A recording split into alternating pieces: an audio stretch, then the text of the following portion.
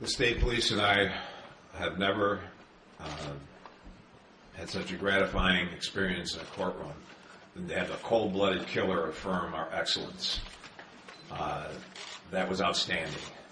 The reason I never looked Drew Peterson in the eye is because I never acknowledged his existence. But I looked him in the eye today, and he knows that we did our job.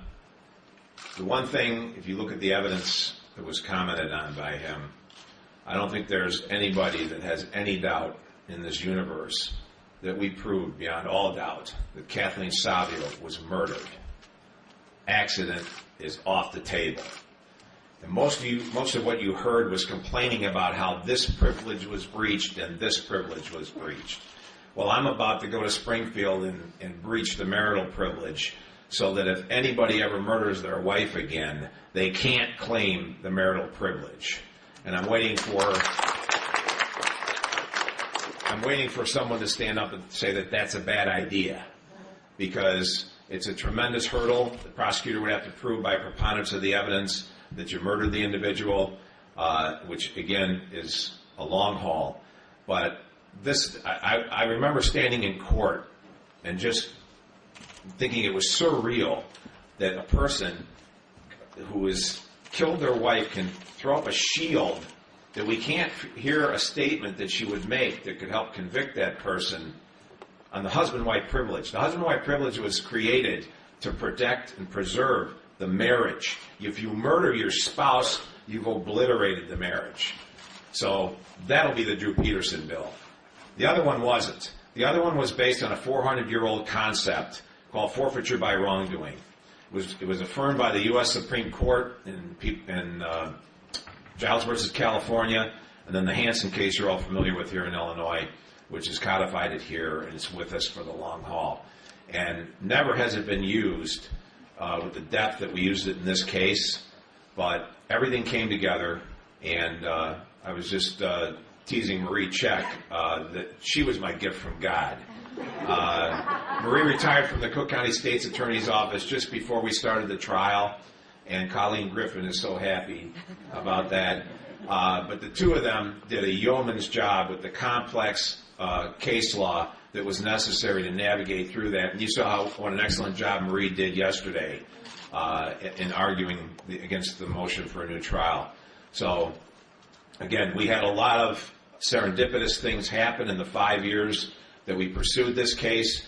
There's never been anything I've done in my career more fulfilling than this, because when we started, everyone said, "You're crazy, you can't do it, you'll never be able to put him in the house." And we did it, 38 years worth.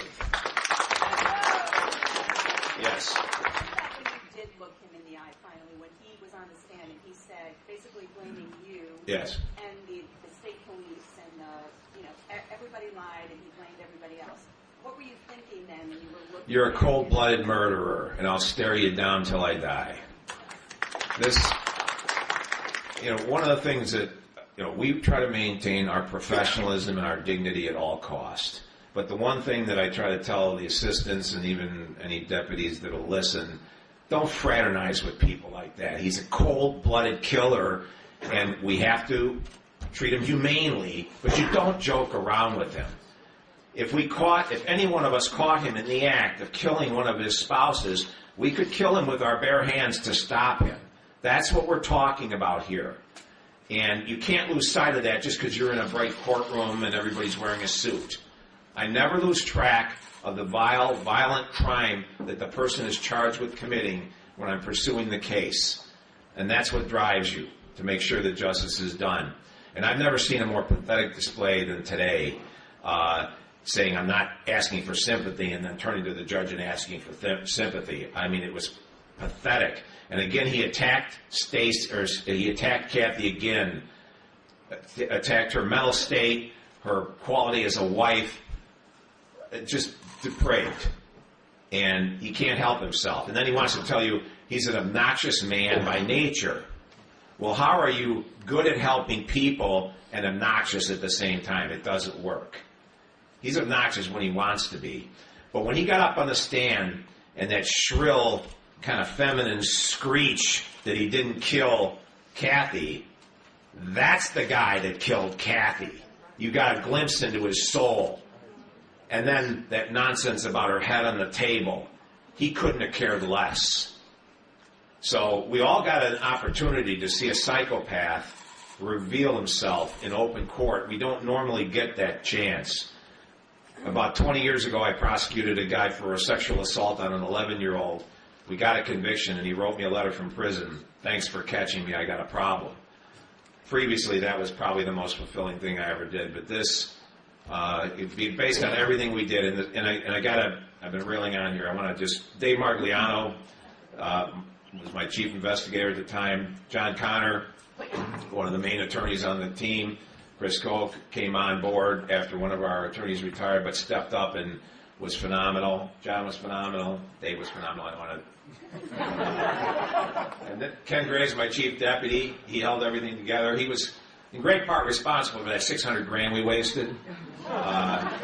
Just so everybody knows, that $600,000 that was spent is a drop in the bucket compared to when you're talking about a 5-year process. It also doesn't take into account all the people standing up here work yeoman overtime hours.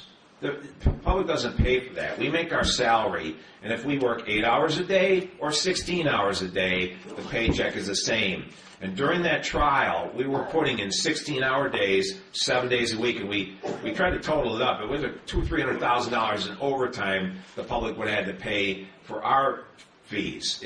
And if we were charging as private attorneys, the government couldn't afford it. So to put that in perspective, that is not an outrageous amount, and especially with the issues that we faced in these cases. Colleen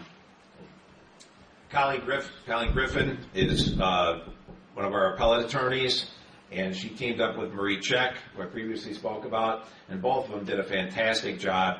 The number of pleadings that had to be written, the research that had to be done, we like going into court. We don't like doing that. We know we have to read the cases and do that, but the diving down and the tedious work, these two ladies love it, and they're extremely good at it, and we couldn't have won the case without them. Sarah Romero, just out of law school, stepped into it as one of the team, and just phenomenal. When we'd be sitting around the table on a Saturday at 8 o'clock at night, what happened on that day at this time? She starts reading it. Her ability to manage the electronic information, do research, was amazing for someone just out of law school. And Kathy Patton, Kathy and I have been prosecuting together since the early 80s. She's a phenomenal attorney. We couldn't have done this without her. She is the chief of the criminal division for the Will County State's Attorney's Office, and richly deserves that title. We've got all the state police guys there. We want to get them up here and introduce at some point. Carl Dober's a tall guy. He was the captain at the time, and we had some interesting personal moments as this thing unwound. So, Chuck, what do we do next? Can you just comment before you step off from this? Yes. At the end of what Drew had to say, he talked about kind of the woe is me. He's going to have a life of hardship and abuse in prison. I don't deserve this. No one more richly deserves it than Drew Peterson. That's no lie, Jim. And again, one thing he forgot, he denied killing Kathy. I didn't hear him deny killing Stacy. An interesting oversight. You've got Don from the Chicago Yes. Metropolitan Battered Women's Network, Don Dalton. Don Dalton is here from the Chicago Metropolitan Battered Women's Alliance. Is that right? Network. They have a wonderful organization in Chicago focusing on the domestic abuse issues. One of the things when I got a letter from her recently that popped into my head is, what was lacking for you guys when the Three Stooges were going, Stacy? Stacy who? Dawn Dalton was missing.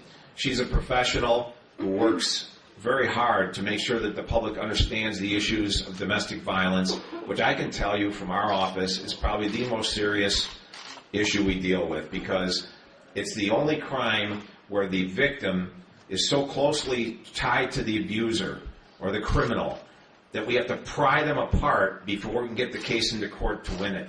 And that's why the dismissal rate is so high here and across the country. Because after calling 911, the victim is subjected to financial, psychological, physical abuse that causes her not to come to court. So, I asked Dawn to come down here today because I thought perhaps you would have some questions that maybe you would have wanted to ask during the trial.